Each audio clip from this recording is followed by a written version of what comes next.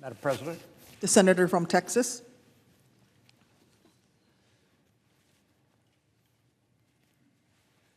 Madam President, the end of the fiscal year is just 12 days away, and the Senate has not yet voted on a single one of the 12 appropriations bills that have passed on a bipartisan basis out of the Appropriations Committee. The Majority Leader, who controls the agenda of the Senate and the timing at which we consider matters, has had all year to plan and prepare for this September 30 deadline. But here we are, less than 2 weeks before a shutdown, with no clear path to funding the government. At the start of last week, this chamber was preparing to take up a three-bill minibus. In other words, having not started to vote on any single bill, the Majority Leader put a bill on the floor that combines 3 of those 12 appropriations bills. This is something the Senate's done before, but to be clear, this is not a feature of the regular order of things. Following the regular order involves taking up and passing each appropriation bill one at a time. Had the Majority Leader taken this process seriously, he would have had time to do that. The Appropriations Committee passed the first funding bills on June the 22nd, which was nearly 3 months ago. The Senate could have been processing those funding bills at any point over the summer. We could have followed the regular order and debated, amended, and passed all 12 bills ahead of the September 30 deadline. Sadly, that didn't happen, which is now why we find ourselves in this situation. It didn't have to be this way, but apparently the Majority Leader, Senator Schumer, the senator from New York, wanted it this way. Diverging from regular order to take up a minibus requires unanimous consent because it's in violation of Rule 16 of the Standing Rules of the Senate. And we know there are objections to waiving the provisions of Rule 16, hence we are where we are today. In politics, we sometimes talk about the art of the possible. We take stock of different members' positions, time constraints, procedural hurdles, and determine what's possible, what's feasible. Now, Plan A should have been to follow the regular order and pass these bills one at a time through regular order, as I said, consistent with the standing rules of the Senate. But since that ship has sailed, we now have to figure out what Plan B is. Like many of my colleagues, I want the Senate to work the way the rules provide for. And I'd like, in finding ourselves in the predicament we're in, which is entirely predictable, I think the best course of action is to move forward with all 3 of these bills. Each of these bills passed the Appropriations Committee unanimously. They're products of a thorough bipartisan committee process, and they're ready for a thorough bipartisan floor process. Unfortunately, we know that with only 12 days to go, how this movie will end. Ultimately, there's 2 choices. One is we'll pass a continuing resolution to give the House and the Senate more time to work on the underlying appropriation bills, or we'll end up in a government shutdown. It didn't have to be this way. But if it's not possible to move forward on all 3 of those bills contained in the minibus, which it currently is not possible, we need to move forward with the military construction VA funding bill. There's no objection to doing that, and we are wasting valuable time by not processing that appropriation bill. But with just 12 days before the end of the fiscal year, I know we're all anxiously watching the calendar, because our country is barreling toward a shutdown, and the American people are confounded by the fact that the United States Senate has not even yet, even with all this time, has not even yet started to vote on any funding bills. Again, this was not inevitable. We didn't have to deal with it this way. Senator Schumer could have put the first appropriation bill on the floor in June, July, August, but here we are on September the 18th, trying to map out the process for the first funding bill. There is bipartisan bewilderment at why we have landed here. After all, the Appropriations Committee put us in the strongest possible position to advance these funding bills on a timely basis. Senator Murray and Senator Collins, the chairman and ranking member of the Senate Appropriations Committee, promised to return to regular order, and that's exactly what they delivered. What they didn't figure on is that their principal obstacle would prove to be the majority leader of the Senate, who sabotaged their bipartisan regular order efforts by not bringing these bills to the floor on a timely basis. As I said, all of the appropriations process happened in June and July, and there's no reason why it should have taken this long for the majority leader to start mapping out the floor process. This is no way to run a railroad, much less the United States Senate, and I'm frustrated we find ourselves just 12 days before a government shutdown. So I hope we'll be able to find a path to process appropriation bills, but if that's not possible, we need to do what we can while we can. One bill is better than nothing, which seems to be Senator Schumer's preferred outcome, nothing.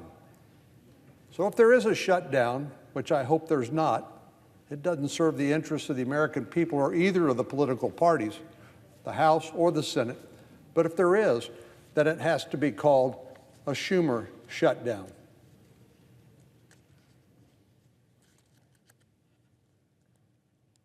Madam President, on another matter, last week marked the 22nd anniversary of the terrible terrorist attacks against the United States of America on September the 11th, 2001. The 9/11 attacks are one of those events that we will always remember where we are and what we were doing. Just like I remember when I was 11 years old when John F. Kennedy was assassinated in Dallas, Texas.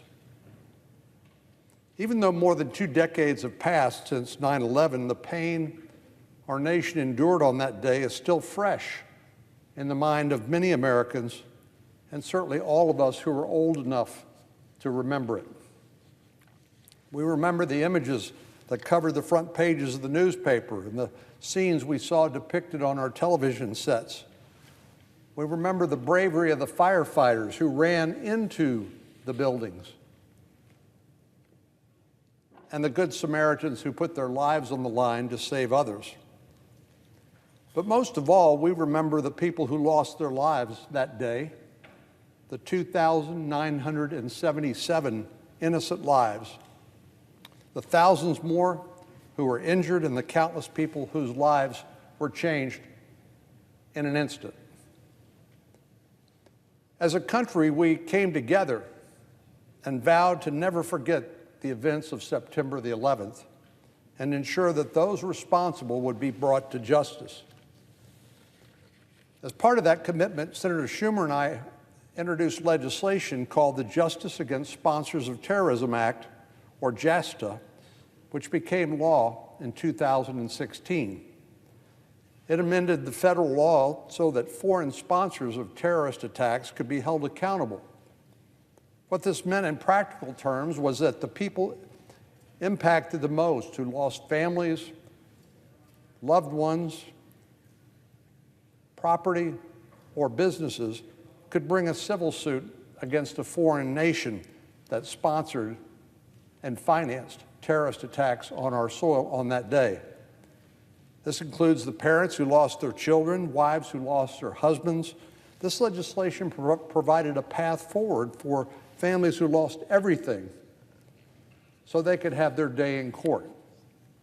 This law made clear that any country, any person or entity that finances terrorists for attacks on American soil can be expected to be hailed into a U.S. court to face justice. There was a sigh of relief from the victims of 9/11, but over the last several years it's become clear that the law needs technical fixes. Some defendants, including countries accused of financing and sponsoring terrorism, have exploited perceived loopholes in the law to claim total immunity from lawsuits, which was not our intention. This flies in the face of the text, the structure, and the intent of this law, and prevents the 9/11 families and survivors from pursuing justice. Earlier this year, Senator Menendez, the chairman of the Senate Foreign Relations Committee, and I introduced new legislation to make important technical corrections to JASTA. Actually, I think the law doesn't need a correction, but it does deserve a clarification where a court, listening to an argument made by a country, perhaps that financed these terrorist attacks, say, well, it doesn't include some categories of recovery for damages. Our bill simply clarifies who can sue and who can be sued to ensure JASTA operates the way we originally intended it to back in 2016. So when Congress debated JASTA several years ago, folks were divided into two distinct camps. On one camp were the supporters of the bill. This included the 9/11 families, obviously, whose lives were forever changed because of the attacks on our country. They wanted foreign nations and entities to be held liable if they aided and abetted terrorists. And I was proud to stand shoulder to shoulder with them and help move this legislation through the Senate. The majority of our colleagues in Congress, Democrats and Republicans, fell into that one camp. We wanted to see justice for the 9/11 families. In another camp, let's call it Camp 2, were opponents of this law. This included the Kingdom of Saudi Arabia, which did not want to be held accountable for any role it might have played in spreading terrorism or financing these attacks on American soil. It launched an extensive lobbying campaign and promoted bogus narratives in an attempt to defeat or weaken support for JASTA. Sadly, Camp 2 included some members of the Obama administration, which parroted a lot of the Saudi talking points and tried to stop the bill from becoming law. As a matter of fact, President Obama vetoed JASTA, but this legislation had such overwhelming support, it gave way to the only veto override of the Obama administration. Several years have passed and the camps haven't changed, but the occupant of the White House has. President Biden still hasn't taken a public position on fixing JASTA, but his administration seems to be leaning toward Camp 2, siding with the Saudis over the 9/11 families. High-ranking Biden officials have dusted off the Saudi talking points that we once heard from the Obama administration. One of the arguments I've heard against this bill is that we do not enact laws that affect pending litigation, but that's simply not true. Every statute that amends the U.S. Code alters current litigation unless we state that it's only prospective in application. JASTA was enacted while there was an appeal pending in the Second Circuit relating to the ability of the 9/11 plaintiffs to sue them under the tort exception to the Foreign Sovereign Immunities Act. JASTA itself is the example of Congress viewing errors in judicial interpretation and stepping in to fix them. It's the law we passed, and we need to see that our intent, congressional intent, is actually enforced by the courts. Nobody complained that we were doing this then, and every member of this body who was serving in 2016 voted for JASTA. It passed twice, 100-0. JASTA maintains strong bipartisan support today. My bill with Senator Menendez to make technical corrections has that same strong bipartisan support. President Biden and his administration need to make a decision. Is he in Camp 1 or Camp 2? The foreign government that's accused of helping carry out the deadliest attack on American soil, or the thousands of Americans and families that lost everything on 9/11. It's embarrassing that this is even a question because the correct choice is so obvious. Earlier this month, the families of the 9/11 victims sent a letter urging Congress to pass this legislation to, as they wrote, quote, fulfill Congress's promise to the American people, close quote. That letter had more than 4,000 signatures. I want to thank two women in particular who've been fierce advocates of this legislation, Terry Strada and Angela Mistrulli. They both lost loved ones on 9/11, and they've made it their mission in life to ensure that victims of terrorism can finally have their day in court. I know they will not stop fighting until they get justice, and it's been an honor to stand alongside them and hold sponsors of terrorism accountable. I'm disappointed that the Senate was not able to pass this bill ahead of the anniversary of September the 11th, but that doesn't mean the urgency has gone away. The majority leader, despite our differences on other things like the appropriations process, the majority leader was my partner on JASTA several years ago, and he's an original co-sponsor of the legislation that I'm talking about today that would make these critical technical fixes. I know he's committed to passing this legislation, and I hope he'll put this bill on the floor soon so we can deliver on the promise Congress made to the 9/11 families and to the American people. Madam President, I yield the floor. The clerk will call the roll. Ms. Baldwin.